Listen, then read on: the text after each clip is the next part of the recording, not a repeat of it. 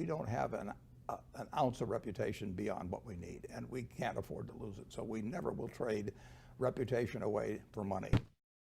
I don't believe in 200-page manuals, because if you put out a 200-page manual, everybody's looking for loopholes, basically. But a page and a half, it's very hard for them to argue about what I'm talking about.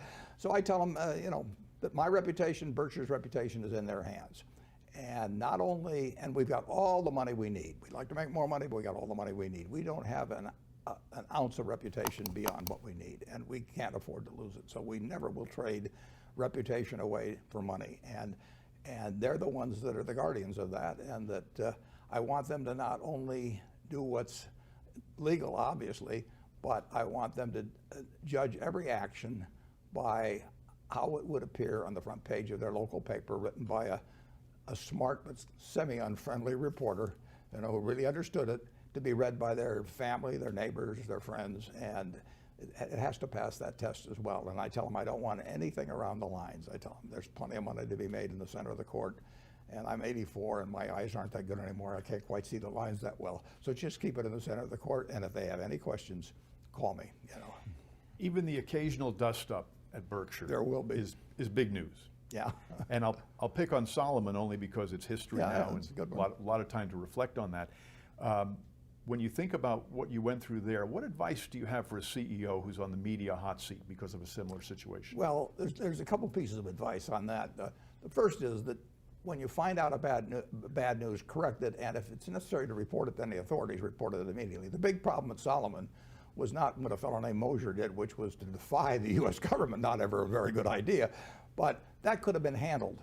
But he reported it, he didn't report it. John Merriweather, his supervisor, picked up on it in late April of 1991 and went to the president and the chairman and the chief legal counsel of Solomon and said, here's what this fellow Mosier's been doing. And they all agreed it was wrong. They all agreed it was reportable to the Federal Reserve promptly. And unfortunately, nobody did anything. And then in the middle of May, Mosier went out and did it again. And now you got a terrible problem, because you knew the guy was a bad actor a few weeks earlier, and you hadn't reported it, and now that compounded there, and then you're in a real pickle. So when you find bad news, I say get it right, get it fast, get it out, get it over. And get it right is important.